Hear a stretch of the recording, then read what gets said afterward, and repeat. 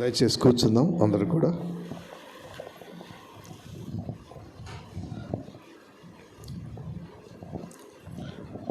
Welcome to Jerusalem campus. అందరూ కూడా యేసుక్రీస్తు పరిశుద్ధ నామంలో ప్రేమతో ఆహ్వానిస్తా ఉన్నాను.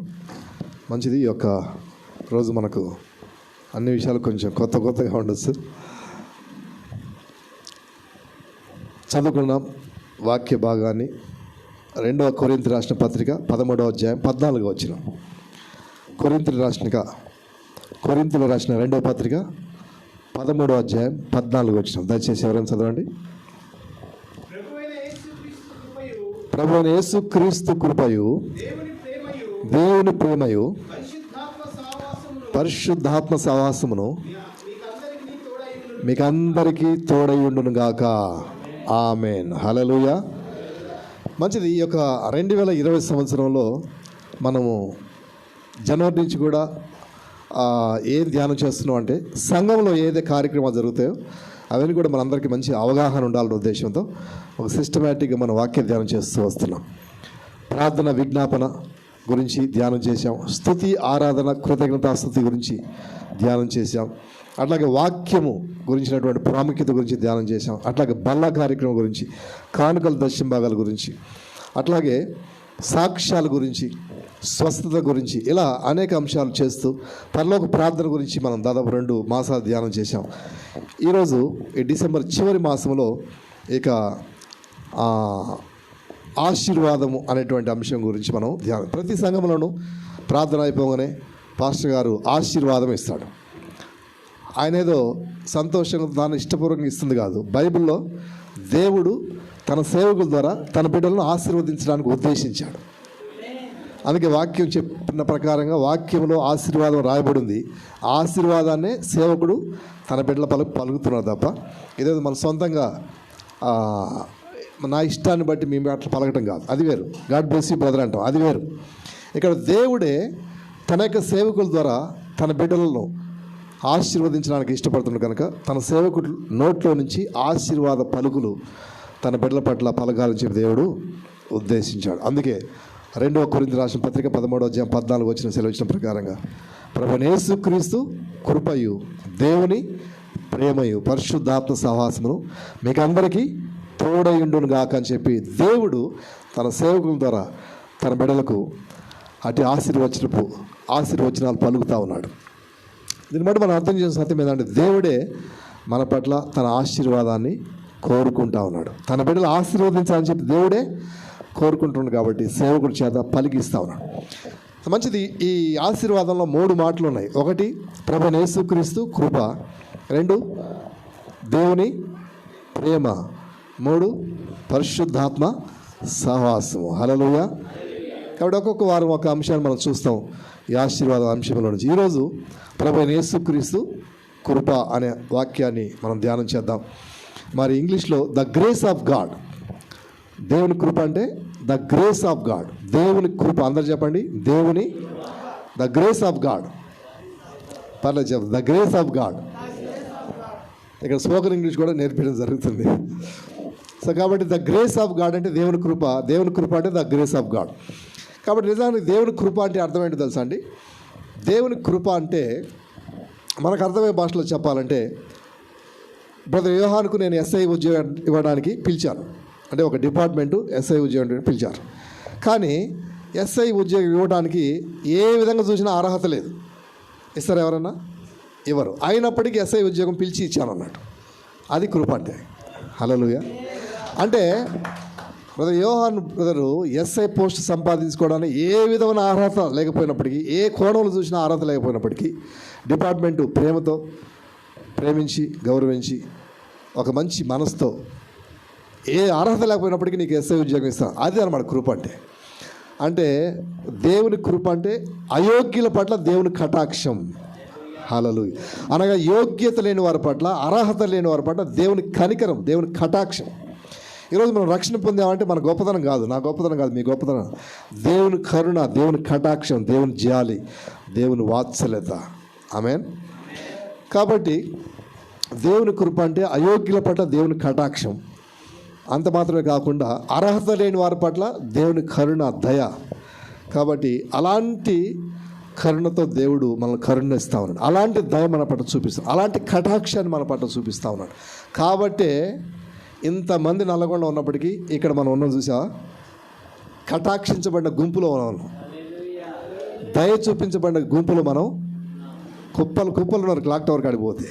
కానీ ఇక్కడ మనం కొద్దిమంది, ఎందుకంటే కరుణించబడినటువంటి జాబితాలో మనం ఉన్నాం. కాబట్టి మన జాబితా దేవుని పరలోకపు జాబితాలో ఆ లిస్టులో మన పేరు ఉందన్నమాట. కృప కలిగిన లిస్టులో, కరుణ కలిగిన లిస్టులో, దయ కలిగిన లిస్టులో మన పేరు. అందుకే ఇంగ్లీష్లో భక్తులు అమేజింగ్ గ్రేస్ అంటారు. అమేజింగ్ గ్రేస్ అంటే దేవుని మహాకృప, అంతకు మించిన పదవి లేదుగా. దేవుని మహాకృప అంటే ఇంకా టాప్ అన్నమాట. అందుకే భక్తులు అమేజింగ్ గ్రేస్ అనే పేరుతో ఒక పాట రాశారు అమెరికన్స్. అది అమెరికా దేశంలో జాతీయ గీతం అయిపోయింది. మనం జనగణమన ఎట్లా జాతీయ గీతం పాడతామో, ప్రతి దేశానికి జాతీయ గీతం ఉంటుంది. అమెరికాలో జాతీయ గీతంగా పాడే పాట ఏంటంటే అమేజింగ్ గ్రేస్, దేవుని మహాకృప అనే అంశం మీద పాట భక్తులు కట్టి పాట పాడతారు. ఈ రోజు వరకు జాతీయ గీతం పాడాల్సిన పరిస్థితి ఎప్పుడు వచ్చినా అమేజింగ్ గ్రేస్, దేవుని మహాకృప అనేటువంటి ఆ వాక్యం మీద వాళ్ళు పాట కట్టి పాట పాడతారు. అందుకే దేవుడు వారిని హెచ్చించాడు. హల్లెలూయా. కాబట్టి క్రీస్తునందు ప్రియమైన వారలారా, మనం అర్థం చేసుకోవాల్సినటువంటి ఆత్మీయ సత్యం ఏంటంటే దేవుని మహాకృప మన పట్ల ఉంది. దేవుని మహాకృప నీ పట్ల ఉంది. దేవుని మహాకృప నీ పిల్లల పట్ల ఉంది. దేవుని మహాకృప నీ కుటుంబ సభ్యుల పట్ల, నీ పిల్లల పట్ల, నీ సమస్తం పట్ల ఉన్నదాని సంగతి మనం గుర్తించి దేవుని మహిమపరచాల్సినటువంటి వారమై ఉంటా ఉన్నాం. కాబట్టి ఇంగ్లీష్లో బైబిల్ గ్రంథం అంతా కూడా ఫస్ట్ ఆదిమ హిబ్రూ భాషలోను గ్రీక్ భాషలోను రాయబడింది. అందుకే చూడండి, మనం తెలుగు బైబిల్ చదవగానే ఫస్ట్ ఏం రాయబడిందంటే ఆదిమ హిబ్రూ భాషలో నుంచి తర్జమా చేయబడిందని చెప్పి రాయబడింది. అనగా ఫస్ట్ బైబిల్ గ్రంథం అంట దేవుడు తన ప్రవక్తల ద్వారా రచింప చేసినటువంటి ఆ లేఖనాలంతా కూడా ఫస్ట్ ఏ భాషలో రాయబడింది బైబిల్ అంటే హిబ్రూ భాషలో. తర్వాత కొంత భాగం వచ్చేసి గ్రీక్ భాషలో. ఎందుకంటే ఆదిమ పూర్వకాలంలో ఆ రెండు భాషలే ప్రపంచ ప్రఖ్యాతిగాంచినటువంటి భాషలు. కాబట్టి గ్రీక్ భాషలోకి వెళ్తే, హిబ్రూ భాషలోకి వెళ్తే కరెక్ట్గా దానికి నిర్వచనం ఏంటో మనకు తెలుస్తుందన్నమాట. సో అమేజింగ్ గ్రేస్, దేవుని మహాకృప అంటే గ్రీక్ భాషలోను హెబ్రీ భాషలోను రాయబడినటువంటి మాట ఏంటంటే divine influence, favour, God's loving kindness. అంటే అర్థమైందా? దేవుని ప్రేమ, కరుణ అనేది ఒక పదము, దేవుని యొక్క దయ అనేది ఒక పదము, డివైన్ ఇన్ఫ్లుయెన్స్ దేవుని యొక్క రికమెండేషన్ ఒక మాటలో చెప్పాలంటే. హల్లెలూయా. అంటే నువ్వు ఎక్కడ పోయినా దేవుని కృప నీ పట్ల ఉంటే దేవుని రికమెండేషన్ పనిచేస్తావు నీ పట్ల. 100 మంది వచ్చినప్పటికి కూడా దేవుని కృప నీ పట్ల ఉన్నట్లయితే నువ్వు సెలెక్ట్ అవుతావు అన్నమాట. ఎందుకంటే అమేజింగ్ అంటే దేవుని ఇన్ఫ్లుయెన్స్, గాడ్ డివైన్ ఇన్ఫ్లుయెన్స్. ఒక బ్రదరు వరంగల్ ప్రాంతంలో పల్లెటూరులో చదువుకున్నాడు, గవర్నమెంట్ స్కూల్లో చదువుకున్నాడు, ఇంటర్ కూడా గవర్నమెంట్ కాలేజే. ఆ తర్వాత అంత ఆపేద్దాం అనుకోండి, ఎందుకంటే ఆ కాలం ఇంటర్మీడియట్ వచ్చేసరికి తన తండ్రి చనిపోయాడు. చదివించుకోవడానికి కూడా శక్తి స్తోమత లేని పరిస్థితుల్లో వారి బంధువులు ఇక చదువు బంద్ చేసి పని చూసుకోమని చెప్పారు. అలాంటి పరిస్థితుల్లో ఒక పాస్టర్ గారు ఈ అబ్బాయి బాగా చదువుకునే ఆసక్తి కలిగి ఉన్నాడని చెప్పేసి, నువ్వు చదువుతానంటే నేను చదివిస్తాను తమ్ముడు అని చెప్పి చదివించడానికి ప్రోత్సహించినప్పుడు అతను ఎంసెట్ రాశాడు, ర్యాంక్ వచ్చింది, బీటెక్ చేశాడు. హల్లెలూయా. చూసాడు డివైన్ ఇన్ఫ్లుయెన్స్. అతను అనుకున్నాడు,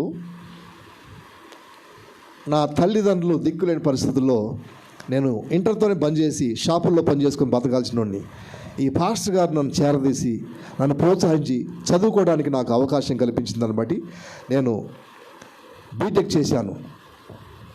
ఇతనిలోనే ఇంత ప్రేమ నా పట్ల ఉంటే నా బంధువు కాదు ఈ పాస్టర్, నా స్నేహితుడు కాదు, ఈయన సేవిస్తున్న దేవుడు ఇంకెంత ప్రేమ కలిగిన వాడని చెప్పేసి దేవుని గురించి తెలుసుకోవడానికి తాను పూనుకున్నాడంట.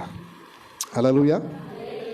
దేవుని గురించి తెలుసుకున్నాడు, బైబిల్ చదివాడు, వాక్య భాగాలు నేర్చుకున్నాడు, యేసుక్రీస్తు రక్షణ సువార్త విన్నాడు, విశ్వసించాడు, రక్షణ పొంది దేవుని బిడ్డగా మారిపోయాడు. తర్వాత కాలంలో ఏం జరిగింది తెలుసా అండి? హైదరాబాద్లో ఇక జాబ్ సర్చింగ్లో ఉన్నాడు అతను. జాబ్ సర్చింగ్లో ఉన్న కాలంలో హైదరాబాద్లో ఒక అడ్వర్టైజ్మెంట్ వచ్చింది పేపర్లో. ఏం అడ్వర్టైజ్మెంట్ వచ్చిందంటే, గచ్చిబౌలి ప్రాంతంలో సాఫ్ట్వేర్ కంపెనీకి ఒక పెద్ద సాఫ్ట్వేర్ కంపెనీకి CEO కావాలని చెప్పేసి ఒక నోటీస్, పేపర్ నోటీస్ వచ్చింది. అంటే CEO అంటే ఆ సాఫ్ట్వేర్ కంపెనీ మొత్తానికి ఒక మేనేజర్ అన్నమాట. సో దానికి చూసినప్పుడు ఆశ్చర్యపోయాడు. ఈ జాబ్ అయితే నాకు ఎంత బాగుండు కదా అనుకున్నాడంట. కానీ సామాన్యంగా ఇవ్వరు అన్నట్టు. ఎందుకంటే 10th అయిపోయినాక ఇంటర్ డిగ్రీ అయిపోయిన PG అట్లాగే చాలా రకాల ఉద్యోగాలు చేసినాక ఎక్స్పీరియన్స్ బట్టి, చదువును బట్టి ఆ ఉద్యోగం వస్తే తప్ప అందరికి ఇవ్వరు. దానికి ఇంటర్వ్యూకి ఎంతమంది వచ్చారంటే ఇండియాలో ఫేమస్ IIT లాంటి పెద్ద పెద్ద కాలేజెస్లో చదువుకున్నటువంటి బ్యాక్గ్రౌండ్ కలిగిన బీటెక్ చేసినటువంటి స్టూడెంట్స్ వచ్చారు, అప్లై చేశారు. ఇతనికి ఎందుకో దేవుని పరిశుద్ధాత్మ అప్లై చేయాలనిపించిందంట. అప్లై చేశాడు ఇతను కూడా. ఇక అక్కడ పోయిన తర్వాత ఆ ఆఫీస్లో మేనేజర్ ఇంటర్వ్యూ చేసి వాళ్ళు పిలిచే ముందు ఇలాంటి వెయిటింగ్ హాల్లో కూర్చున్నప్పుడు వాళ్ళందరినీ అడిగారంట, మీరేం చేస్తారు, మీరు ఎక్కడి నుంచి వచ్చారంటే నేను IIT Madras, IIT Mumbai, IIT Kolkata అనగానే ఆ ఫైల్ తీసుకొని సంకలు పెట్టుకొని రిటర్న్ జర్నీ స్టార్ట్ చేశాడంటే దేవుడు మాట్లాడిన గో అండ్ సీట్ అన్నాడంట. హల్లెలూయా. సో దేవుడు మాట్లాడిన తర్వాత పోయి మర్యాద కూర్చున్నాడు. ఎందుకో దేవుని అమేజింగ్ గ్రేస్ అంటే డివైన్ ఇన్ఫ్లుయెన్స్, దేవుని యొక్క రికమెండేషన్ అన్నట్టుగా, దేవుని యొక్క దయ అన్నట్టుగా, దేవుని యొక్క కరుణ, ప్రేమ అన్నట్టుగా ఈ పదాలన్నీ కూడా అర్థం చేసుకునడానికి ఈ సాక్ష్యాన్ని నేను చెప్తున్నా. ఇంత పెద్ద బ్యాక్గ్రౌండ్ కలిగినటువంటి స్టూడెంట్స్ అందరూ కూడా ఎలగొట్టేశారు ఇంటర్వ్యూలో. ఏం నచ్చలేదు నాకైతే తెలియదు. కానీ ZPHS government college BTech private కాలేజీలో చదువుకున్న సర్వసాధారణమైనటువంటి పల్లెటూరు ప్రాంతం నుంచి వచ్చిన ఈ వ్యక్తి కేవలం దేవుని మహాకృప చొప్పున సెలెక్ట్ అయ్యాడు. దేవునికి స్తోత్రం. హల్లెలూయా. డైరెక్ట్గా ఆ ఉద్యోగం కాదు, ఈ ఉద్యోగం, సాఫ్ట్వేర్ కంపెనీ CEO అయిపోయాడు. మీరు జీతం చెప్తే భయపడతారు. నెలకు 1,50,000 రూపాయల జీతం. అతను కోరుకున్న ప్రాంతంలో ఉండటానికి కంపెనీ అపార్ట్మెంట్లో ఫ్లాట్ ఇచ్చేసింది. ఆ ఫ్లాట్ కాస్టే దాదాపు 50,000 రూపాయలు. గచ్చిబౌలి పరిసర ప్రాంతాల్లో apartment, 3 bedroom hall kitchen company sponsor చేస్తుంది. అతను తిరగటానికి ఇంటికాడి నుంచి సాఫ్ట్వేర్ కంపెనీ కాడి నుంచి ఇంటికాడికి పోవడానికి కారు కంపెనీ ప్రొవైడ్ చేసింది. అతను చెప్పారంట, నువ్వు ఇండియాలో మన కంపెనీ తరపున ఎక్కడ ట్రావెల్ చేసినా బస్సు టికెట్ కావచ్చు, ట్రైన్ టికెట్ కావచ్చు, ఫ్లైట్ టికెట్ కావచ్చు, మొత్తం ఫ్రీ. ఏ హోటల్ తింటో తిను, అంతా free. Hallelujah. That is called divine influence. అది దేవుని యొక్క ఇన్ఫ్లుయెన్స్ అంటే, అది దేవుని యొక్క ఫేవర్ అంటే, అది దేవుని యొక్క లవింగ్ కైండ్నెస్ అంటే, అది దేవుని మహాకృప అంటే, అది దేవుని యొక్క అమేజింగ్ గ్రేస్ అంటే. హల్లెలూయా. సో అయోగ్యుల పట్ల దేవుని కటాక్షం. IIT Madras, IIT Kolkata, IIT ముంబైలో చదివినటువంటి వ్యక్తులు 90% ఫారిన్ కంట్రీస్లో సెటిల్ అయిపోయారు. వాళ్ళకు ప్లేస్మెంట్ అంతా ఉంటుందన్నమాట. అలాంటిది వాళ్ళందరినీ ఇంటికి పంపించి ఇతనికి ఉద్యోగం ఇవ్వటం ఏంది? దాన్నే దేవుని మహాకృప అంటారు మన భాషలో. కాబట్టి ఈరోజు నీ పట్ల, నా పట్ల, మీ పిల్లల పట్ల, నీ కుటుంబాల పట్ల, నువ్వు చేసిన పనుల పట్ల దేవుడు తన మహాకృపను కలిగి ఉన్నాడు. తన యొక్క అమేజింగ్ గ్రేస్ని కలిగి ఉన్నాడు. ఎందుకంటే అది కేవలం ఆయన ఉచితమైన కృప అంతే. మనం కోరుకున్నది కాదు. దేవుడు నిన్ను నన్ను కోరుకొని ఆయన కృపను మన పట్ల కృమరించే వ్యక్తిత్వాన్ని కలిగి ఉన్నాడు. అంత గొప్ప కృప కలిగిన దేవుడు మన జీవితాలకు ఉండడం మనం ఎంత ధన్యులం అని చెప్పేసి వాక్యం చెప్తా ఉంది. ధర్మశాస్త్రం మోషే ద్వారా వచ్చాను ఈ లోకానికి, కృపా సత్యాలు యేసుక్రీస్తు వారి ద్వారా వచ్చారని చెప్పి వాక్యం నిర్వహిస్తాం. అంటే అర్థమైంది, పాత నిబంధన కాలంలో దేవుడు ఇశ్రాయేలుకు లేక ప్రపంచ ప్రజానికానికి ఒక సిస్టమేటిక్గా జీవించడానికి దేవుడు ధర్మశాస్త్రాన్ని ఇచ్చాడు. అనగా దేవుని చట్టం, దేవుని లా. ఈ ప్రకారంగా జీవిస్తే ఇది ప్రతిఫలం, తప్పు చేస్తే ఇది శిక్ష అని చెప్పి మనకు ఏ విధంగా కోర్టులు, చట్టాలు, పోలీస్ స్టేషన్లు ఉంటాయో అట్లాగే దేవుని చట్ట ప్రకారంగా ఏది తప్పు, ఏది ఒప్పు, తప్పు చేసి ఏ తప్పుకి ఏ శిక్ష అనేది తెలియజెప్పేదే ధర్మశాస్త్రం. అలాంటి ధర్మశాస్త్రాన్ని దేవుడు ఇశ్రాయేలుకు మానవాళికి మోషే ద్వారా ఈ లోకానికి అందించాడు. కానీ ఆ ప్రకారంగా చూస్తే ధర్మశాస్త్రం ప్రకారం, దేవుని చట్ట ప్రకారంగా ప్రతి మనిషి నేరస్తుడే. అందుకే రోమాపత్రిక సెలవిస్తుంది, అందరూ పాపం చేసి, ఏ భేదం లేదు, అందరూ పాపం చేసి దేవుడు అనుగ్రహించి మహిమను పొందలేకపోతున్నారు. అది ఏ ప్రకారంగా అది అంటే ధర్మశాస్త్రం ప్రకారం, దేవుని చట్ట ప్రకారం అందరూ నేరస్తులే. నువ్వే కాదు, నేనే కాదు, ప్రపంచంలో ప్రతి మనిషి నేరస్తుడే దేవుని దృష్టిలో. ఎలా అంటే ధర్మశాస్త్రం అనేటువంటి ఒక చట్టం ప్రకారంగా చూస్తే. కానీ దేవుడు ఏం చేస్తాడు తెలుసా? దేవుని ధర్మశాస్త్రం, దేవుని చట్టం ప్రకారం ప్రతి మనిషి ఫెయిల్ అయిపోయాడు అని చెప్పేసి ఫెయిల్ అయిపోయిన మనుషులు పాస్ చేయడానికి దేవుడు తన మహాకృప చొప్పున ఈ లోకానికి 2000 సంవత్సరాల క్రితం వచ్చాడు. ఆయన ఏం పట్టుకొచ్చాడు? ధర్మశాస్త్రం పట్టుకురాడు, కృపను పట్టుకొచ్చాడు. అందుకే మీకు తెలుసో లేదో, పిల్లల పరీక్షల్లో కూడా గ్రేస్ మార్క్స్ అంటారు, కృప మార్కులు. అంటే అన్ని సబ్జెక్టులు పాస్ అయ్యి ఒక సబ్జెక్టు తప్పిపోతే ఒక 5 మార్కులు కలిపితే పాస్ అయ్యే అవకాశం ఉన్నట్టయితే ఇన్విజిలేటర్ ఏం చేస్తాడంటే 5 మార్కులు కలుపుతాడు.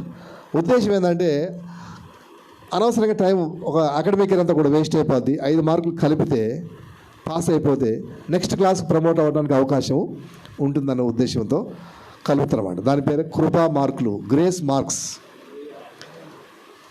కాబట్టి ధర్మశాస్త్రం ప్రకారంగా ఈ లోకంలో మనుషులంతా కూడా ఫెయిల్ అయిపోయారు.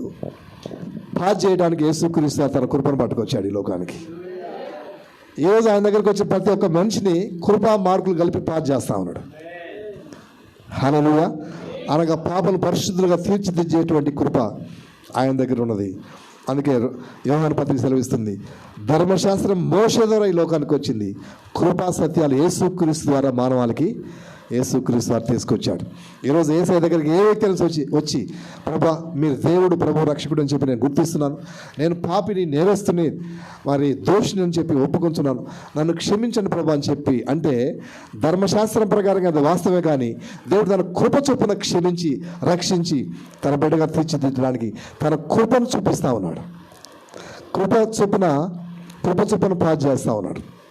ధర్మశాస్త్రం ప్రకారం నేను నువ్వు అందరం ఫెయిలే, కానీ తన కృప చొప్పున పాస్ చేసి నీతిమంతులుగా తీర్చిదిద్దుతా ఉన్నాడు, పరిశుద్ధులుగా చేస్తూ ఉన్నాడు, మంచివారుగా ఆయన చేస్తూ ఉన్నాడు, తన పరిశుద్ధత కడిగి పరిశుద్ధులుగా మార్చేస్తూ ఉన్నాడు.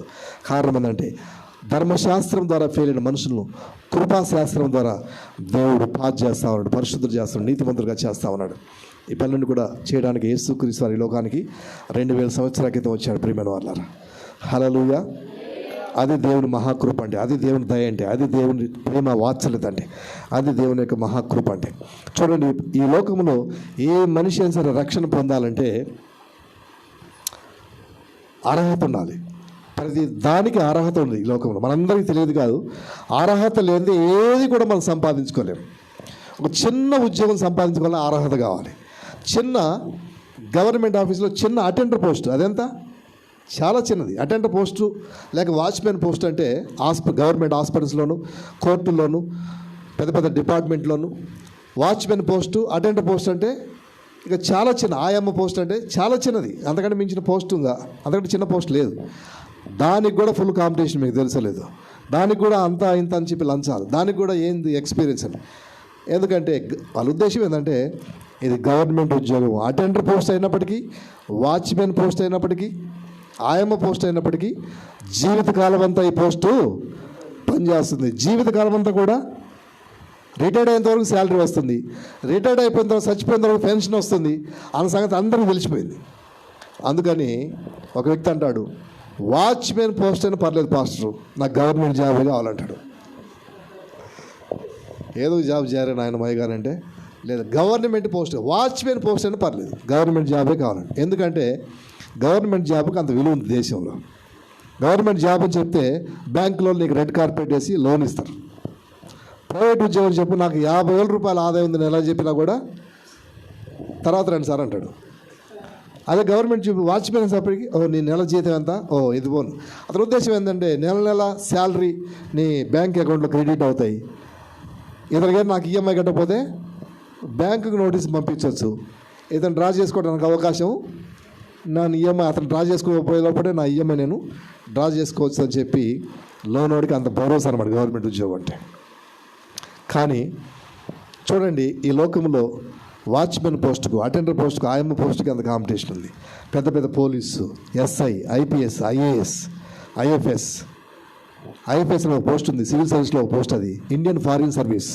అంటే జిల్లా కలెక్టర్ మాదిరిగా, ఎస్పీ మాదిరిగానే అదే క్యాడర్లో ఒక పోస్ట్ అన్నమాట. ఐఎఫ్ఎస్ అంటే వేరే కంట్రీస్లో మన కంట్రీకి రావడానికి వీసాలు ఇచ్చేటువంటి అంబాసిడర్ అన్నమాట.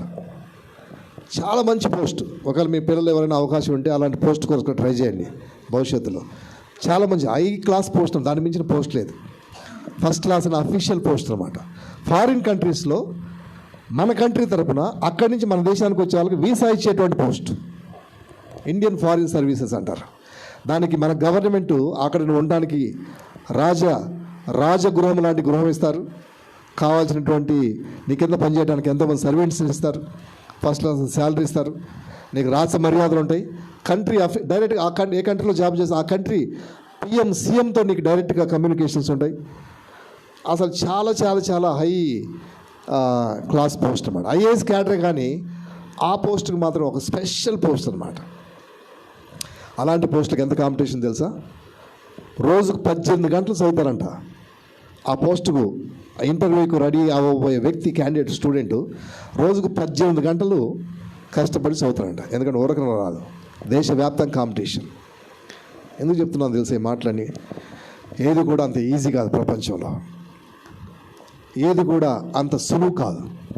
అలాంటిది ఈ లోకంలో చిన్న చిన్న ఉద్యోగాలకు ఇలాంటి విషయాలకు ఇంత సులువు కాని పరిస్థితుల్లో ఒక మనిషి రక్షణ పొంది పరలోకం పోవాలంటే అంత సులువా అండి? ఒక మనిషి రక్షణ పొంది పరలోకం పోవాలంటే అంత ఈజీయా? కాదు, అంత ఈజీ కానే కాదు. ఏ మనిషి తన సొంత శక్తియుక్తి రక్షణ పొందలేడు. ఏ మనిషి దేవునికి డబ్బిచ్చి రక్షణ పొందలేడు. ఏ మనిషి రాజకీయ పలుకుబడితో రక్షణ పొందలేడు. ఏ మనిషి తనకున్న చదువుతో రక్షణ పొందలేడు. ఏ మనిషి కూడా ఈ లోకంలో ఇన్ఫ్లుయెన్స్తో, ఈ లోకంలో సంపాదించే సంపాదనతో రక్షణ పొందలేడు. రక్షణ అనేది దేవుడిచ్చే బహుమానం. రక్షణ దేవుడిచ్చే గిఫ్ట్. అందుకే this is the gift of God అని చెప్పి రాయబడు. ఇది రక్షణ దేవుడిచ్చే బహుమానం అంట. అందుకే ఎవ్వడు కూడా అతిశయపడ వీల్లేదు. మనం రక్షణ పొందామంటే దేవుని కృపయే, మన గొప్పతనం కాదని చెప్పి రాయబడి. కాబట్టి ఈరోజు రక్షణ పొందడానికి దేవుడు ఏం చేయాలి? ప్రపంచంలో ప్రజలందరినీ కూడా ఎట్లా రక్షిస్తున్నాడంటే వారి అర్హతలను బట్టి కాదు ప్రియమైన వాళ్ళరా, దేవుడు మహాకృప చొప్పున రక్షిస్తూ ఉన్నాడు. ఈరోజు ఇక్కడ రక్షణ పొందిన మనమంతా కూడా దేవుడు మహాకృప చొప్పున రక్షణ పొందాం. మనకున్న అర్హతను బట్టి కాదు. ఈరోజు మనకున్న డబ్బును బట్టి మనం రక్షణ పొందలేదు. మనకున్న ఇన్ఫ్లుయెన్స్ బట్టి రక్షణ పొందలేదు. మనకున్న చదువును బట్టి రక్షణ పొందలేదు. మనకున్న ఆస్తిని బట్టి రక్షణ పొందలేదు.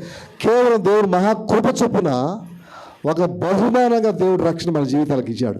వారి రక్షణ ఒక అలంకారంగా నీ జీవితానికి అలంకరింపజేశాడు. నీ జీవితాన్ని, నిన్ను, నీ కుటుంబాన్ని రక్షించి రక్షణ అలంకారంతో దేవుడు ఆశీర్వదించాడంటే ఇది దేవుని కృపే, దేవుని యొక్క బహుమానమే. It's like a gift of God from heaven. Hallelujah. కాబట్టి ప్రజలందరూ కూడా దేవుడు ఈ లోకంలో రక్షిస్తున్నారు. ఎట్లా అంటే దేవుని కృపే. ఈరోజు ఎస్సీలోంచి రక్షణ పొందుతున్నారు, ఎస్టీలోంచి రక్షణ పొందుతున్నారు, బీసీలోంచి రక్షణ పొందుతున్నారు, ఓసీలోంచి రక్షణ పొందుతున్నారు. క్రిస్టియన్స్ కావచ్చు, హిందువులు కావచ్చు, ముస్లిమ్స్ కావచ్చు, బుద్ధులు కావచ్చు, దేవుడు లేను అని హేతువాదులు కావచ్చు, అన్ని రకాల మతాల నుంచి దేవుడు రక్షిస్తున్నాడు. పెద్దవాళ్ళ నుంచి రక్షిస్తున్నాడు, పిన్నవాళ్ళని రక్షిస్తున్నాడు, రాజకీయ వర్గాల నుంచి దేవుడు రక్షిస్తున్నాడు, బిజినెస్ వర్గాల నుంచి రక్షిస్తున్నాడు, అన్ని రకాల వృత్తుల నుంచి దేవుడు రక్షిస్తున్నాడు, ప్రపంచంలో అన్ని రకాల దేశాల నుంచి దేవుడు రక్షిస్తున్నాడు. కారణం ఏంటంటే దేవునికి ఏ పక్షపాతము లేదు. యేసుక్రీస్తు అందరికీ ప్రభు. ఆయన అందరినీ సృష్టించిన దేవుడు, అందరినీ ప్రేమిస్తున్న దేవుడు, అందరి కొరకు కలవడి శిలువలో ఒక గొర్రెపిల్లగా బలియాగమైనటువంటి దేవుడు, అందరికీ తన రక్షణ ఉచితమైనటువంటి బహుమానముగా తన మహాకృప చొప్పున ఇచ్చే పనిలో ఉన్నాడు. కాబట్టి ఆయన అందరిని రక్షిస్తున్నాడు. వారి అర్హతలను బట్టి రక్షించబడాలంటే ఎవరు కూడా రక్షించబడలేరు. కానీ తన మహాకృప చొప్పున అందరిని రక్షించే పనిలో దేవుడు ఉన్నాడు. కాబట్టి యేసుక్రీస్తు వారు ఈ లోకంలో చేస్తున్న గొప్ప పరిచర్య అంటే ప్రజలందరూ కూడా తన మహాకృప చొప్పున రక్షించేటువంటి పరిచర్య దేవుడు చేస్తూ ఉన్నాడు. ఇది మనుషుల అర్హతను బట్టి కాదు, దేవుని ఉచితమైన మహాకృప చొప్పున. హల్లెలూయా. అట్లాగే వాక్యం సెలవిస్తూ ఉంది.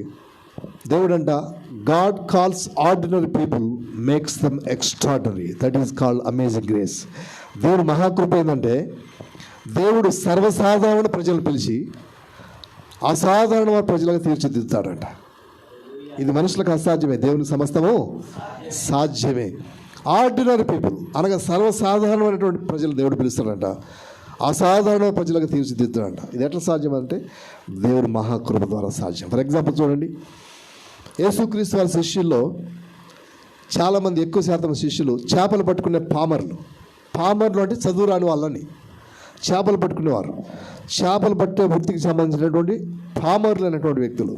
కానీ అలాంటి వ్యక్తులు దేవుడు అన్నాడు, రండి నన్ను వెంబడించడం, మనుషులు ఇప్పుడు జాలుగా చేస్తానని చెప్పి పిలిచాడు. వాళ్ళు పిలిచి ఏం చేశారు తెలుసా? కొన్ని సంవత్సరాల తర్వాత వెనక్కి తిరిగి చూస్తే ఆది అపోస్తులుగా దేవుడు హెచ్చించాడు వాళ్ళను. రాబోయే సంవత్సరాల్లో ఇశ్రాయేలు 12 గోత్రాలు తీర్పు తీర్చే జడ్జెస్గా దేవుడు నియమించాడు. ఆదిమ సంఘానికి ప్రామినెంట్ అపోజల్స్గా దేవుడు తీర్చిదిద్దాడు. ఒక పేతురు స్వార్థ ప్రకటిస్తే 3,000 మంది రక్షణ పొందే కార్యాలు జరిగించాడు. ఇది ఎట్లా సాధ్యమైందంటే సాధారణమైన ప్రజలను దేవుడు పిలిచి అసాధారణమైన ప్రజలకు తీర్చిదిద్దేటువంటి మహాకృప దేవుని దగ్గర ఉంది. అందుకే అంటుంది, ఆయన కృప ఏం చేస్తుందంటే దరిద్రులంట పెంట కుప్ప నుంచి లేవనెత్తి అధికారులతో కూడా కూర్చుని పెట్టేవాడంట. అనగా దరిద్రులను ఎక్కడో పాతాళం నుంచి పైకెత్తి అధికారులతో కూడా కూర్చుని పెట్టే పని ఒక దేవుడు మాత్రం చేయగలడు. అది దేవుని కృప మాత్రమే అన్నమాట. అది దేవుని కృప మాత్రమే. హల్లెలూయా. దేవునికి స్తోత్రం కలుగును గాక, దేవుని మహిమ కలుగును గాక.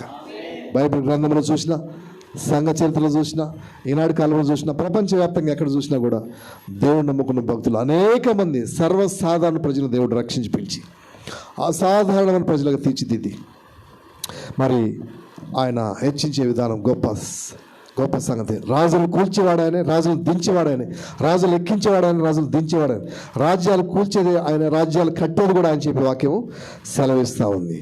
గొర్రెల కాపరిగా ఉన్న దావీదును ఇశ్రాయేల్ దేశానికి రాజుగా హెచ్చించి రాజరికం ఇచ్చి రాజ సింహాసనం మీద కూర్చుండబెట్టిన వ్యక్తి దేవుడు. అది ఆయన కృప మాత్రమే. ఒక మనిషి ఈరోజు రాజు అవ్వడానికి, రాజ్య పరిపాలన చేయడానికి ఎన్ని రాజకీయాలు చేస్తున్నాడో మనం అందరం ఎరగని వారం కాదు. పిల్లలు కూడా తెలిసిపోయింది రాజకీయాలు. ఈరోజు ఎన్ని రకాల రాజకీయాలు చేసి పైకి వస్తారో మనందరూ కూడా తెలుసు. ఎవరికి నేర్పించాల్సిన పని లేదు. కానీ అలాంటిది ఏ రాజకీయం తెలియని గొర్రెల కాపరిగా ఉండి గొర్రెలు కాసుకునే ఒక వ్యక్తిని ఇశ్రాయేల్ దేశానికి ఏకంగా ఎమ్మెల్యే కాదు, ఎంపీ కాదు, రాజు అంటే ప్రధానమంత్రి స్థాయికి హెచ్చించి ఆ సింహాసనం ఇచ్చాడంటే దేవుడు రాజకీయం చేస్తే మనం రాజకీయం చేయాల్సిన పల్లె. హల్లెలూయా. సింహాసనం ఆటోమేటిక్గా వస్తుంది. చెప్పండి, సింహాసనం దానంతరం వస్తుంది. చెప్పండి అమ్మా, సింహాసనం కావాలనుకుంటాం చెప్పండి. సో దేవుడు మన పక్షాన ఆయన మహాకృప చొప్పున రాజకీయం చేయడానికి పూనుకుంటే మనం రాజకీయాలు చేయాల్సిన పని. అందుకే దేవుడు ఊరికే ఉండి దేవుడిచ్చే రక్షణ ఏం చేయాలి? మరి ఊరికనే ఉండి దేవుడిచ్చే రక్షణ చూడాలంట. ఎందుకంటే దేవుడు అంటాడు, యుద్ధం మీద కాదు, యుద్ధము యెహోవాదే. మీ పక్షాన నేను మీ యుద్ధాలను కూడా చేసి మీ చేతులను ఓడించి మీకు జయమిస్తాను. కాబట్టి మీరు ఊరకయ్య ఉండి దేవుడిచ్చే రక్షణ చూడండి. అంటే ఊరకడం అంటే తిని నిద్రపోమని కాదు. మన డ్యూటీ ఒకటి ఉంది, ఆత్మీయ డ్యూటీ. దేవుని ప్రార్థించడం, స్తుతించడం, వాక్యం చదవటం, ధ్యానం చేయడం, దేవుని మీద ఆధారపడటం, దేవుని నమ్మటం, ఆశీర్వాద నిరీక్షణలు ఎదురు చూడటం, దేవుడు చెప్పిన మాట ప్రకారం జీవించడం, ఆయన చూపించిన బాటలో నడవటం. ఇలాంటి ఆత్మీయ పద్ధతులను మనం చేస్తే చాలు. మిగతా అన్నీ కూడా దేవుడు చూస్తాడు. నువ్వు ఏ రాజకీయం చేయాల్సిన పనిలే పైకి రావడానికి, నువ్వు ఎవరిని ముంచాల్సిన పనిలే, ఎవరికి మోసం చేయాల్సిన పనిలే, ఎవరు దగా చేయాల్సిన పనిలే, కుట్ర చేయాల్సిన పనిలే, కబ్జా చేయాల్సిన పనిలే. ఎందుకంటే మన దేవుడు ఇచ్చే ప్రతి ఆశీర్వాదం నీతి కలిగిన ఆశీర్వాదం, ప్రేమపూర్వకమైన ఆశీర్వాదం. ఆయన ఇచ్చే ఆశీర్వాదం పవిత్రమైన ఆశీర్వాదం. అందుకే యెహోవా ఆశీర్వాదము ఐశ్వర్యమునిచ్చును, ఐశ్వర్యం కానీ దుఃఖమును చేర్చడం. ఒకవేళ మనం నికృష్టమైనటువంటి కార్యక్రమాలు పాల్గొని రాత్రే పైకి రావాలని చెప్పి రాజకీయాలు చేసి సంపాదించవచ్చు. కానీ అందులో దుఃఖం ఉంది సుమా. బైబిల్ చెప్తుంది దుఃఖం ఉందని. దాన్ని ఎవరు కూడా మార్చడానికి వీలు. ఖచ్చితంగా దుఃఖానికి దారితీస్తుంది. కానీ దేవుడిచ్చే ఆశీర్వాదం నువ్వు కోరుకున్నట్లయితే నువ్వు ఏ రాజకీయం చేయాల్సిన పని లేదు. దేవుడు నిన్ను ఆశీర్వదిస్తాడు. ఆ ఆశీర్వాదం ఐశ్వర్యానికి దారితీస్తుంది. అందులో దుఃఖం ఎంత మాత్రం కూడా ఉండదు. ఒక్క చుక్క కూడా కళ్ళమ నీరు కాల్చాల్సిన పని రాదు నీ జీవితానికి. ఎవరు కూడా నా వల్ల నీడు పై వచ్చాడని చెప్పి అనడానికి అవకాశం లేదు. ఎవరు కూడా నేను అవమానపరిచే విధంగా ఏలెత్తి చూపించే అవకాశం రాదు. ఎవరిని కూడా నేను దూషించే పరిస్థితి రాదు. ఎందుకంటే దేవుడు ఫర్ ఎగ్జాంపుల్ చూడండి, దేవుడు గొర్రెల కాపరిగా ఉన్న దావీదును ఇశ్రాయేల్ దేశానికి రాజుగా చేశాడు. ఎవరైనా ఏలెత్తి చూపించే అవకాశం ఉందా? ఎవరైనా ఇతను నా సింహాసనం దొంగలించాలని చెప్పే అవకాశం ఉందా? ఎవరైనా రాజకీయాలు చేసి పైకి వచ్చాడని చెప్పే అవకాశం ఉందా? ఎవ్వరూ ఏలెత్తి చూపించే అవకాశం లేదు. ఎవరు నిందించే అవకాశం లేదు. లేక దావీదు తనంతరం తాను ఏడ్చే అవకాశం కూడా లేదు. ఎందుకంటే దేవుడే అతను హెచ్చించాడు. నేను చెప్తున్న సత్యం ఏంటంటే దేవుడు నిన్ను నన్ను అతి సామాన్యమైనటువంటి కుటుంబం నుండి, అతి సామాన్య ప్రజానికంలో నుంచి పిలిచాడు, రక్షించాడు. ఎందుకో తెలుసా?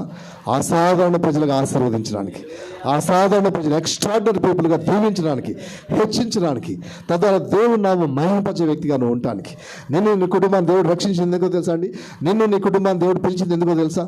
నేను ఆశీర్వదించి, నేను అసాధారణ వ్యక్తిగా మార్చి, నేను దీవించి, అనేక దీవెనగా మార్చి దేవుని నామాన్ని మహిమపరచుకోవడానికి నీ ద్వారా నిన్ను ఇతరులకు దీవెనకరంగా ఉంచాలని ఉద్దేశం ఉంది, నిన్ను ఇతరులకు ఆశీర్వాదకరంగా ఉంచాలని ఉద్దేశంతో దేవుడు నన్ను పిలిచాడు. ఆయన కామన్ పీపుల్గా ఉన్న నిన్ను నన్ను, సర్వసాధారణంగా ఉన్న నిన్ను నన్ను అసాధారణ పరిస్థితి ఎక్స్ట్రాడినరీగా హెచ్చించగల శక్తి, సామర్థ్యం ఆయనకుంది. That is called grace of God. అది దేవుని మహాకృప అంటే. ఇది ఎట్లా సాధ్యమని చెప్పి మనకు అనుకోవచ్చు, కానీ దేవుని మహాకృప చొప్పున డివైన్ ఇన్ఫ్లుయెన్స్, ఆయన ఫేవర్ అనగా దేవుని ఫేవర్ అన్నమాట. దేవుని ఫేవర్ అంటే అర్థం ఏంటి తెలుసా అండి? దేవుని ఫేవర్ అంటే నేను చూసినప్పుడు ఆ జిల్లా కలెక్టర్కి ఏమనిపిస్తుంటే ఇతను సహాయం చేద్దాం అనిపిస్తుంట. హల్లెలూయా. టచ్ అన్నట్టుగా దేవుడు ఆ అధికార స్థానంలో ఉన్న వ్యక్తిని దేవుడు దర్శిస్తాడు. ఆ టైంలో నీ పట్ల దయ చూపించే మనసును అనుగ్రహిస్తాడు. బండలాంటి మనసు ఇచ్చేది ఆయనే, అది తీసి పారేసి వెన్నలాంటి మనసుగా మార్చేది కూడా ఆయన. కాబట్టి నువ్వు ఆయన కృపలో ఉన్నప్పుడు డివైన్ ఫేవర్, డివైన్ ఇన్ఫ్లుయెన్స్ కలుగు చేసి ఆ పనిలో కార్యం సఫలపరిచేటువంటిది దేవుడు చేయగలడు. అది మహాకృప, ఆయనకు మాత్రమే సాధ్యం. ఆయన కృపలో మనం ఉంటే చాలు.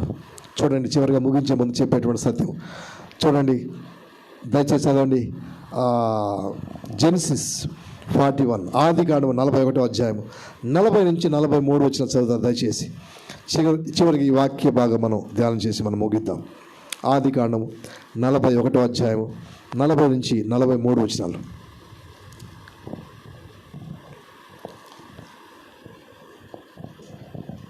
హల్లెలూయా. ఆదికాండము 41వ అధ్యాయము 40 నుంచి 43 వచనాలు.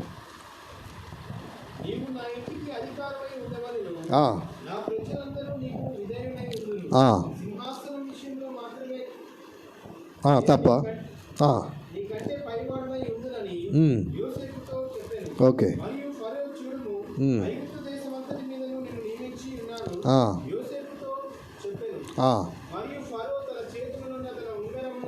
ఏనండి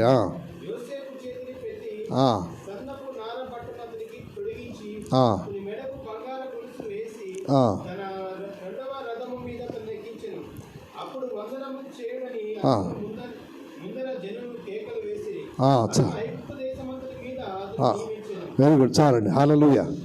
చూడండి, ఒక వాక్య భాగం మనం చదివి ముగిద్దాం. మనం చదువుకున్న వాక్య భాగం ఎవరి గురించి రాయబడిందంటే ఏసేపు, జోసెఫ్ అనేటువంటి వ్యక్తి గురించి రాయబడింది. అనగా దేవుడి మహాకృప ఆయన ఏర్పాటు చేసుకున్న బిడ్డల పట్ల, ఆయన రక్షించుకున్న బిడ్డల పట్ల ఎట్లా ఉంటుందో అంటానికి ఈ వాక్యాన్ని మనం గమనించినట్లయితే, ఏసేపు ఎవరంటే ఆ యొక్క జేకబ్, యాకోబు యొక్క మరి సంతానములో చివరి సంతానం, చివరి కుమారుడు. అయితే జరిగిన సత్యం ఏంటంటే ఈ యొక్క చివరి కుమారుడు అనే ఉద్దేశంతో యాకోబు అంట ఏసేపుని ఎంతగానో ప్రేమించాడంట. హల్లెలూయా. అంటే దాని అర్థం మిగతా వాళ్ళను అసహించుకుంటున్నాను కాదు. చాలామంది మన వాళ్ళ పిల్లలు ఏమనుకుంటున్నారు, ఇంట్లో పెద్దోడిని ప్రేమించి చిన్నోడిని ప్రేమించట్లేదు, అలాంటి చిన్నోడిని ఎక్కువగా ప్రేమించి పెద్దోడు కాబట్టి తల్లిదండ్రులకు సమానమైన ప్రేమే ఉంటుంది. కాబట్టి చిన్నోడు అనే ఉద్దేశంతో కొంచెం ప్రేమ చూపించినట్టు అనిపించవచ్చు, కానీ పెద్దలు మిస్అండర్స్టాండింగ్ చేసుకోకూడదు. ఇక్కడ తేడా వస్తుంది మాట కుటుంబ సభ్యులు పిల్లల పట్ల. పెద్దోడిని బాగు చేసుకున్న కొంతమంది, లేదు చిన్నోడిని బాగు చేసుకున్న కొంతమంది, ఇలా రకరకాల కంప్లైంట్స్ పిల్లలు తల్లిదండ్రుల పట్ల కలిగి ఉంటారు. కానీ మనం గమనించాల్సిన సత్యం ఏంటంటే తల్లిదండ్రులకు పిల్లల పట్ల సేమ్ ఫీలింగ్ ఉంటుంది అందరి పట్ల, ఒకరు ఎక్కువగా ఒకరు తక్కువ అనేది ఏముండదు. కానీ బహుశా వాళ్ళ మంచితనం బట్టి పెద్దల పట్ల, లేకపోతే చిన్నోళ్ళు చివరిగా పుట్టారని ఇలా కొంచెం ఎక్కువగా చూపించిన విధంగా అభిమానం అనిపించవచ్చు. అంత మాత్రం మనం మిస్అండర్స్టాండింగ్ చేసుకోకూడదు. ఇక్కడ ఏం జరిగిందంటే ఈ చివరి కుమారుడిని ఏసేపు పట్ల తన తండ్రి చూపిస్తున్న అతి ప్రేమను బట్టి మిగతా కుమారులంతా కూడా అపార్థం చేసుకున్నారు. వీడి మీద చాలా ప్రేమ తండ్రికి, బట్టలు తీసుకొచ్చిన స్పెషల్ బట్టలు ఆడికి తీసుకొస్తారు, బువ్వ పెట్టినా స్పెషల్ బువ్వ పెడతారు, వీడికి గౌరవం స్పెషల్, అన్నిటిలో స్పెషల్. మమ్మల్ని మాత్రం గాలికి వదిలేసినట్టుగా ప్రవర్తిస్తున్నారు. దిస్ ఈజ్ నాట్ గుడ్ అని చెప్పేసి తల్లిదండ్రుల పట్ల పిల్లలు ఏం చేసుకున్నారంటే అసహించుకొని ఈ చివరి తమ్ముడైనటువంటి యోసేపును మిగతా అన్నదమ్ములంతా కూడా అసహించుకొని అసహ్యం కాస్త శత్రుత్వంగా మారిపోయింది. ఎప్పుడైనా స్టార్టింగ్ అసహ్యమే స్టార్ట్ అవుద్ది, హేట్రెడ్ స్టార్ట్ అవుతుంది, లాస్ట్కు శత్రుత్వానికి దారితీస్తుంది మనసులో. అది క్షమించకపోతే అది శత్రుత్వానికి కూడా దారితీసి కీడు చేసే పరిస్థితి కూడా దారితీస్తుంది. చూడండి, స్టెప్ బై స్టెప్. ఫస్ట్ ఏమో అసహ్యం పుట్టుద్ది, తర్వాత శత్రుత్వం దారితీస్తుంది, తర్వాత కీడు చేయడానికి కూడా వెనకాడినటువంటి పరిస్థితి ఏర్పడుతుంది. దానికి తగ్గట్టుగా దేవుడు జోసేపుని ఏర్పాటు చేసుకున్నాడు తన కుటుంబంలో. హల్లెలూయా. జోసేపుని ఏర్పాటు చేసుకొని యోసేపును దేవుడు ఏ విధంగా ఆశీర్వదించబోతున్నాడు, ఏ విధంగా ఇతరులకు ఆశీర్వాదం మార్చబోతున్నాడు, ఏ విధంగా యోసేపును హెచ్చించబోతున్నాడు, ఏ విధంగా యోసేపు ద్వారా దేవుని నామం మహిమపరచబడిపోతుంది, ఏ విధంగా యోసేపు తన కుటుంబ సభ్యులు కూడా దేవునికరంగా ఉండబోతున్నాడు. ఇలా అనేక విషయాలు దర్శనాల ద్వారా చిన్నప్పటి నుంచి దేవుడు చూపించడం మాట్లాడటం మొదలుపెట్టాడు. ఈ పిల్లగాడు కాబట్టి మనసులో పెట్టుకోకుండా, పెద్దోడైతే దాచిపెట్టుకున్నాడు మనసులో. బహుశా పిల్లగాడు కాబట్టి వచ్చిన దర్శనం వచ్చినట్టు చెప్తున్నాడు. ఎవరికి? బయట వాళ్ళు చెప్పే తర్వాత ఫస్ట్ ఇంట్లో వాళ్ళు చెప్తున్నాడు. చెప్పే కొంది ఇలా బీపీ పెరుగుతుంది. అంటే ఇంకా మా అందరికంటే నువ్వు పెద్దోడైపోతావా, తల్లిదండ్రుల కంటే పెద్దోడైపోతావా, ఊర్లో వాళ్ళందరికంటే పెద్దోడైపో అని దర్శనాలు అట్లా వస్తున్నారు. నాయన వచ్చింది నేను చెప్తున్నా, నా తప్పు నాదే, చెప్పడం తప్ప అన్నట్టుగా ఆయన చెబుతున్నాడు. ఇక ఉండబాట్లాగా చెప్తుంటే వచ్చిన దర్శనం వచ్చినట్టు చెప్తున్నాడు.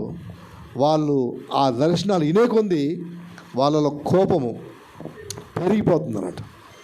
లాస్ట్కి ఏం చేసేది తెలుసా అండి? ఇక వాళ్ళ కోపం తారాస్థాయికి వెళ్ళిపోయింది, శత్రుత్వం తారాస్థాయికి వెళ్ళిపోయింది. కీడు చేయాలని చెప్పి పన్నాగం పడ్డారంట.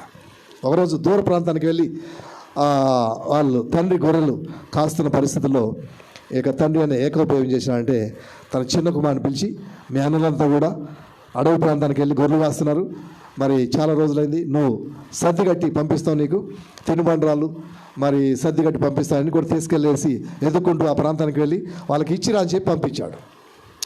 ఇతను దూర ప్రయాణం చేశాడు. ఇంట్లో తీసుకొచ్చిన వస్తువులను కూడా తీసుకొని మోసుకుంటూ పోయాడు. అంత దూరం ఉండగా అన్నదమ్ములు గుర్తుపడ్డారు. ఇది ఒక కళ్ళు కనేవాడు వస్తున్నాడు, ఈరోజు ఎట్లయినా సరే వీడిని చంపాలని చెప్పి నిర్ణయించుకున్నాడు. అతను శత్రువు కాదు, కీడు చేసినాడు కాదు, మాట విషయంలో కీడు చేసినాడు కాదు, చేష్టల విషయంలో కీడు చేసినాడు కాదు. అతను చేసిన తప్ప లేదంటే తనకు వచ్చిన దర్శనాలు పంచుకోవడం తప్పైంది. ఒక్కోసారి దర్శనాలు, దేవుడు ఇచ్చిన దర్శనాలు, వాగ్దానాలు ఎవరితో పడితే వాళ్ళు మనం చెప్పకూడదు.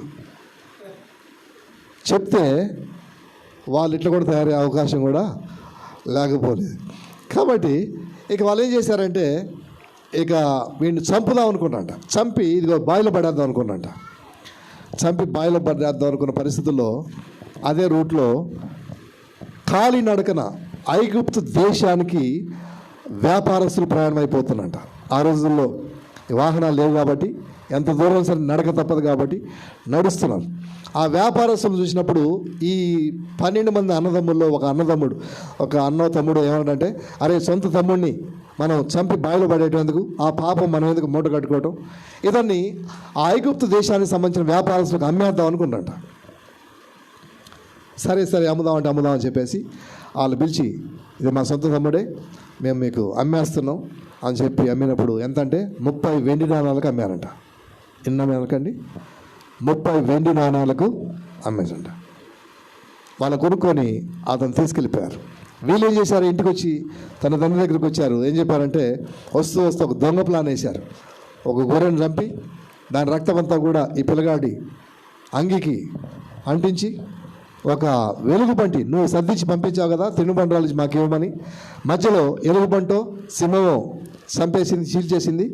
కాబట్టి కావాలంటే ఈ వస్త్రం కూడా అతను వేసుకున్న అంగి కూడా చెప్పి అతను దుఃఖానికి అంతు లేదన్నమాట. జీవితకాలం అంతా కూడా నాన్ స్టాప్ క్రయింగ్, అంటే అంతము లేని దుఃఖాన్ని తల్లిదండ్రులు అనుభవిస్తూ ఉన్నారు. వీళ్ళు మాత్రం సంతోషిస్తుంది, వీడి పీడ ఎంతటితో వెలగడైపోయిందని చెప్పి వీళ్ళు అనుకున్నారు. ఇతని పరిస్థితి ఎట్లా ఉందంటే ఐగుప్తు దేశాన్ని తీసుకెళ్ళిపోయారు.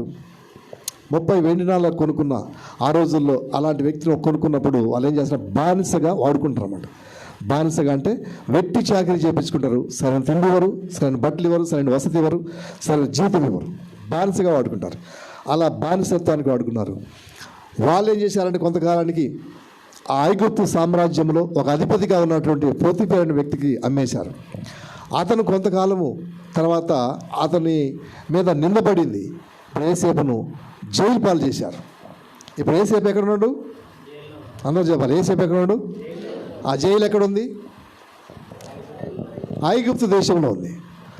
సో ఇప్పుడు వీళ్ళ దేశం కాదు, ఐగుప్తు దేశంలో ఉన్నాడు. ఇక జైల్లో ఉన్నాడు.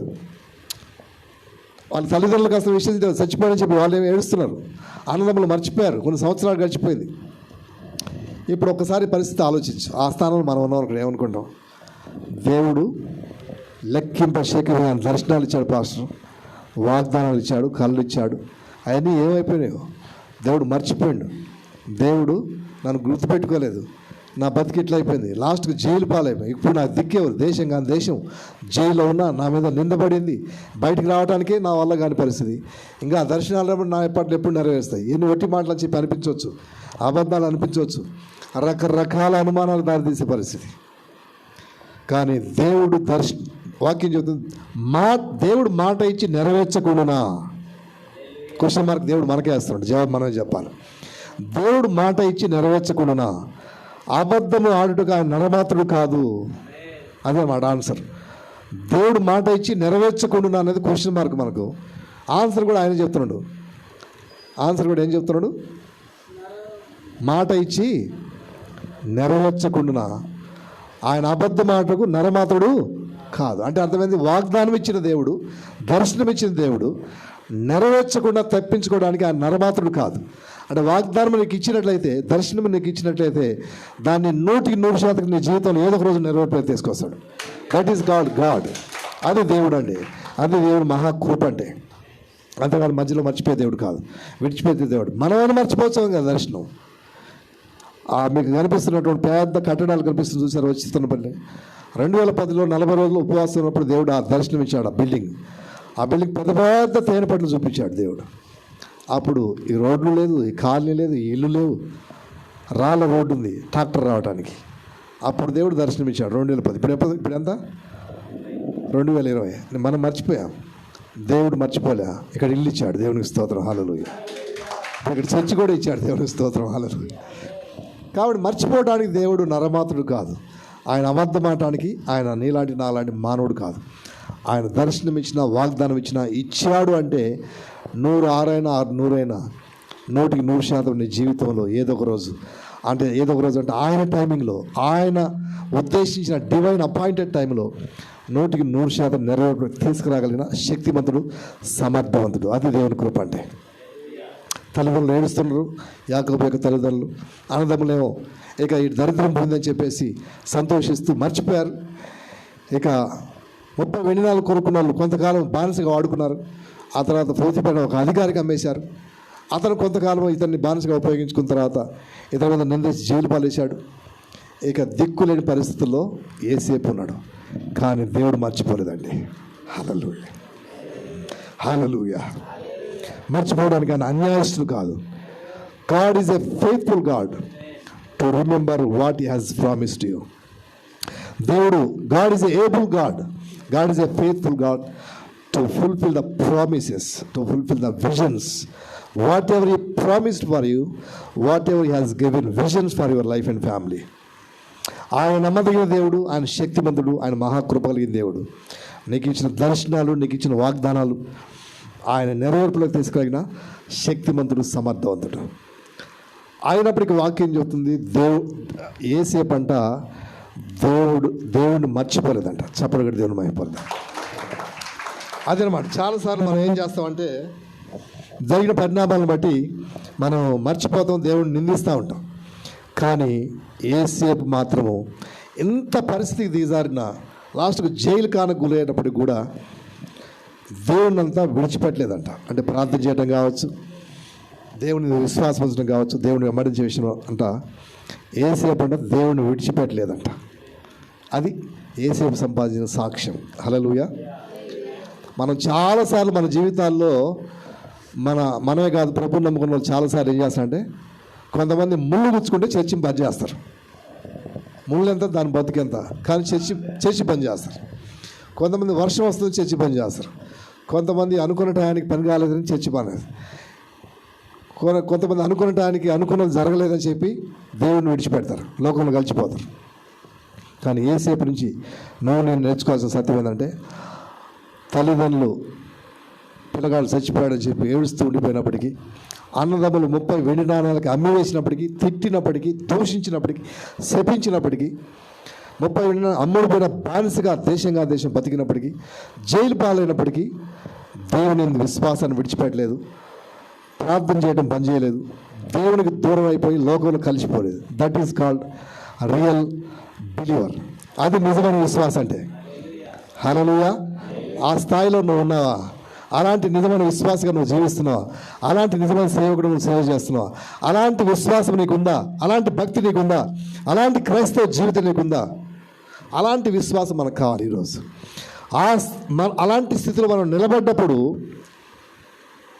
దేవుడు తన మహాకృప చొప్పున ఏం చేస్తాడు? దేశ చరిత్రలు మార్చేస్తాడు. నువ్వు దేవుడి కొరకు నిలబడాలి, కానీ దేవుడు తన మహాకృప చొప్పున రాజ్యాలు మారుస్తాడు, రాజులు మారుస్తాడు. ఎవరి కోసం? నీ కోసం.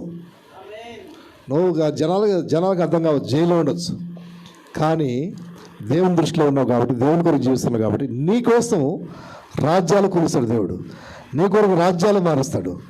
ఇక్కడ ఏం జరిగిందంటే, దేవుడు తన మహాకృప చొప్పున దేవుడు ఇక చూశాడు, ఇలాంటి వాడు ఒక్కడున్న చాలు దేశానికి అనుకున్నాడు దేవుడు. ఏసేపు లాంటి భక్తుడు నా కోసం ఒక్కడున్నా చాలు, ఈ నెట్లైనా బయటికి తీసుకురావాలనుకున్నాడు దేవుడు. కానీ చూస్తే ఎక్కడ ఉన్నాడు? జైల్లో పెట్టించింది ఎవరు? ఆ దేశానికి అధికారి, అనగా రాజు కింద మంచి అధికారిగా, లేక మన భాషలో చెప్పండి ఐఏఎస్ ఐపీఎస్ క్యాడర్లో ఒక మంచి అధికారి పెట్టించాడు.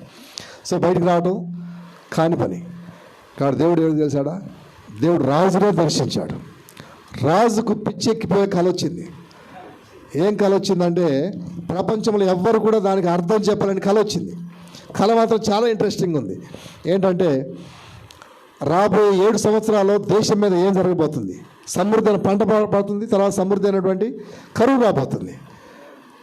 దేశాన్ని కాపాడుకోవడానికి, దేశ ప్రజలు కాపాడుకోవడానికి దేవుడు జ్ఞానవంతమైన విజన్ ఇచ్చాడు. కాబట్టి దానికి అర్థం కావట్లేదు రాజుకు. రాజ్యంలో ఉన్నటువంటి అనేకులు పిలిపించి ఇంటర్ప్రిటేషన్ చెప్పించాడు, కానీ ఎవరు చెప్పలేకపోతున్నారు. అలాంటి పరిస్థితుల్లో దేవుడు రాజును దర్శించాడు. ఒక వ్యక్తి ఉన్నాడు ఈ దేశంలో, నువ్వు కన్నటువంటి కళకు కరెక్ట్గా ఇంటర్ప్రిటేషన్, ట్రాన్స్లేషన్ అనగా కరెక్ట్ తర్జమా చెప్పగలిగిన వ్యక్తి ఉన్నాడు చెప్పినప్పుడు. అతను ఎవరంటే ఏసేపు. ఎక్కడ? జైల్లో పిలిపించాడు. దేవునికి స్తోత్రం, హల్లెలూయా. ఏసేపు రాజు పిలుస్తున్నాడు నాయన అని చెప్పి నేను ఏసేపుకు పిలుపు వచ్చింది. అప్పుడు ఏసేపు పిలుపు వచ్చింది. ఎవరు పిలిచాడు? రాజు పిలిపించాడు. ఇక రాజును పిలిచినప్పుడు తీసుకోవాల్సింది ఎవరు? జైలు కాలంలో ఉన్నటువంటి జైలు అధికారులు ఏసేపుని తీసుకొని ఎక్కడికి పోవాలా? రాజు దగ్గరికి పోవాలి. కాబట్టి ఇక పోలీసు వాళ్ళే ఏసేపును పెళ్లి కొడుకుగా తయారు చేస్తూ ఉన్నారు. గడ్డం గీకటం, కటింగ్ కొట్టడం, స్నానాలు చేపించడం, బట్టలు తొడగటం, అంత పెళ్లి కుమారుడుగా పోలీసులు కొడతారా, బుచ్చగించి పెళ్లి బట్టలు తొడుగుతారా? ఇక్కడ దేవుడు తలుచుకుంటే డ్యూటీ తారుమారు అవుతుంది అన్నమాట. ఇక్కడ పోలీసు వాళ్ళే జైలు అధికారులు పెళ్లి పిల్లగాని చేసినట్టుగా చేశారు. ఎందుకంటే రాజు దగ్గరికి తీసుకుపోతున్నాం, తేడా వస్తే రాజు మోహనాలు తిడతాడనే భయంతో. ఇక్కడ తినబోగానే అప్పుడు రాజు దగ్గర నిలబడ్డాడు. నువ్వేనా ఏసేపు అంటే? అవును సార్. అప్పుడు ఇది సంగతి అంటే, నువ్వు చెప్పదు నేను చెప్తాను. రాజు కన్న కళ చెప్పాడు, దాని భావం చెప్పాడు. దేవుని స్తోత్రం. అదే వాడు దేవుని జ్ఞానం అంటే. దేవుని జ్ఞానం, దేవుని మహాకృపద అంటే అందరికి రాజు కళ చెప్పినా కూడా అర్థం చెప్పలేకపోయారు దేశంలో. కానీ ఏసేపు రాజు కన్న కళ చెప్పాడు, దాని అర్థం కూడా చెప్పాడు. రాజు ఏం చెప్పలే, రాజు ఒట్టుకున్నాడు. అదనమాట దేవుడిని దర్శిస్తే తన మహాకృప చూన అంత జ్ఞానం ఇవ్వగలిగిన దేవుడు, అంతగా హెచ్చించగలిగిన దేవుడు, అంతగా పనిముట్టుకు వాడుకోగలిగిన దేవుడు. అప్పుడు ఏసేపు చెప్పాడు, రాజుగారు దేవుడు మిమ్మల్ని ప్రేమించి మీ రాజ్యాన్ని ప్రేమించి రాబోయే రోజుల్లో జరగబోతున్న పరిస్థితులు కూడా చెప్పాడు. ఏంటంటే రాబోయే 7 సంవత్సరాలు ఫస్ట్ క్లాస్లో పంట పండుతుంది. ప్రపంచంలో ఏ దేశంలో పంట పండుతుంది. కాబట్టి నువ్వేం చేయాలంటే ఆ తర్వాత కాలంలో 7 సంవత్సరాలు మనకు కరువు రాబోతుంది, ప్రపంచం మొత్తం కరువు రాబోతుంది. అయితే నీకు ఎందుకు కలిగించాడంటే 7 సంవత్సరాలు పండే పంటలో నుంచి 10వ భాగం తీసి స్టాక్ పెట్టాలి. ఫుడ్ స్టాక్ పెట్టినప్పుడు ప్రపంచం అంతా కూడా కరువు వస్తుంది, కానీ ఈ దేశంలో మాత్రం కరువు రాదు. ఈ దేశం ప్రపంచ దేశాలకు ఆహారం పంచే దేశంగా ఉండబోతుంది. ఆహారం పంచే రాజుగా దేవుడిని నిలబెట్టుకోబోతున్నాడు. అందుగురించి దేవుడు ఇంత దర్శనం ఇచ్చినాడని చెప్పినప్పుడు రాజు ఒబ్బి తప్పిపోయి ఇలాంటి వాడు ఒకడున్న సార్ దేశంలో అని చెప్పేసి ఏం చేసి తెలుసా, రాజు అంట స్వయాన పిలిచి అతని బంగారు బొంగరాన్ని అతని చేతికి తొడిగించి తన రథం మీద కూర్చున్న తర్వాత తన పక్కన ఒక రథాన్ని పిలిపించి ఆ రథం మీద కూర్చోబెట్టి దేశంలో ఉన్న అందరూ కూడా నాకు సెల్యూట్ చేసినట్టే ఏసేపు కూడా సెల్యూట్ చెప్పాడు. రాజు ఫరో అయితే ఏసేపును ప్రధానమంత్రిని చేశాడు. దేవుడు ప్రధానమంత్రిని చేశాడు. బానిసగా ఉన్న వ్యక్తి, జైలు పాలైన వ్యక్తిని దేవుడు దేశాన్ని ప్రధానం చేశాడు. హల్లెలూయా. అది దేవుడు రాజకీయం, నీతి రాజకీయం, పరిశుద్ధమైన రాజకీయం, ప్రేమ రాజకీయం, కృపా రాజకీయం, నో మోసాలు. అర్థమవుతుందండి. అలాంటి పరిస్థితుల్లో ఇక చెప్పుకుంటూ పోతే స్టోరీ ముగిస్తున్నాను నేను. ఐగుప్తు దేశం అంతటికీ ఆశీర్వాదకరంగా ఉన్నాడు ఏసేపు.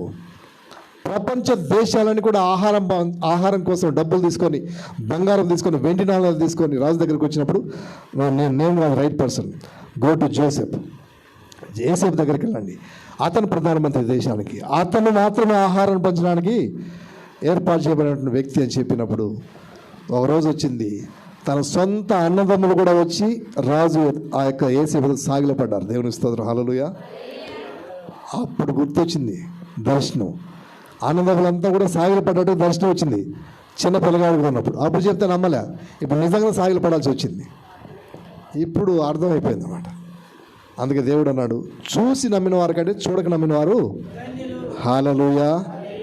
కాబట్టి క్రీస్తునందు ప్రియమైన వాళ్ళ నేను చెప్తున్న సత్యం ఏంటంటే, దేవుని మహాకృప అంటే ఏంటంటే, ఏసేపును అన్నదమ్ములు అసహించుకొని జైలు పాలు చేసినప్పటికీ, దేశం కాని దేశంలో జైలు పాలు అయినప్పటికీ దేవుడు జ్ఞాపకం చేసుకున్నాడు. తన కృప చొప్పున జ్ఞానం ఇచ్చాడు, తన కృప చొప్పున హెచ్చించాడు, తన కృప చొప్పున ఆశీర్వదించాడు, కృప చొప్పున ప్రధానమంత్రిని చేశాడు, తన కృప చొప్పున ప్రపంచ దేశాలకు ఆహారం పంచే వ్యక్తిగా హెచ్చించాడు, తన కుటుంబ సభ్యులు సైతం దీవెనకరంగా ఉండే స్థాయి ఇచ్చాడు.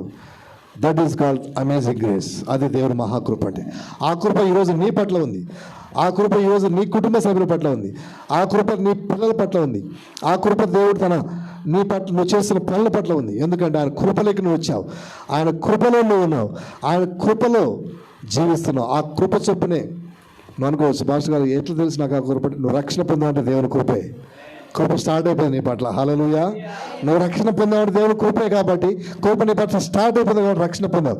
కాబట్టి దాన్ని బట్టి నువ్వు అర్థం చేసిన సత్యమైన దేవుని కృప నీ మీద పనిచేస్తుంది. కాబట్టి ఆ కృప చొప్పున దేవుడు నిన్ను హెచ్చించగలడు, ఆశీర్వదించగలడు, దీవించగలడు, ఇతరులకు దీవెనకరం మార్చగలడు, తన నామాన్ని మహిమపరచుకోగలడు. ఇటు మాటలు దేవుడు దీవించును గాక. ప్రార్థన చేద్దాం. దయచేసి అందరూ తల ఉంచుదాం, కళ్ళు మూసుకుందాం. చిన్న మాట, ఒక్క నిమిషం ఎవరు మట్టుకోరు మౌనంగా దేవునిలో దేవునికి మొరపెడదాం. ఏమని ప్రభా, మీ మహాకృప బట్ మీకే స్తోత్రాలు. అమేజింగ్ గ్రేస్ అంటే divine influence, favour, loving kindness అని చెప్పి వింటున్న ప్రభా స్తోత్రం. Law came through Moses but grace came by Jesus Christ. ధర్మశాస్త్రం మోషే ద్వారా వచ్చింది ప్రభా, కృప మీ ద్వారా వచ్చింది. ఈ కృప ద్వారానే ప్రపంచంలో మనుషులందరూ కూడా రక్షించే పనులు ఉన్నారు ప్రభా, మనుషుల ఆరాధన బట్టి కాదు. నిజంగా మీ మహాకృప చొప్పున you calls ordinary people makes them extraordinary.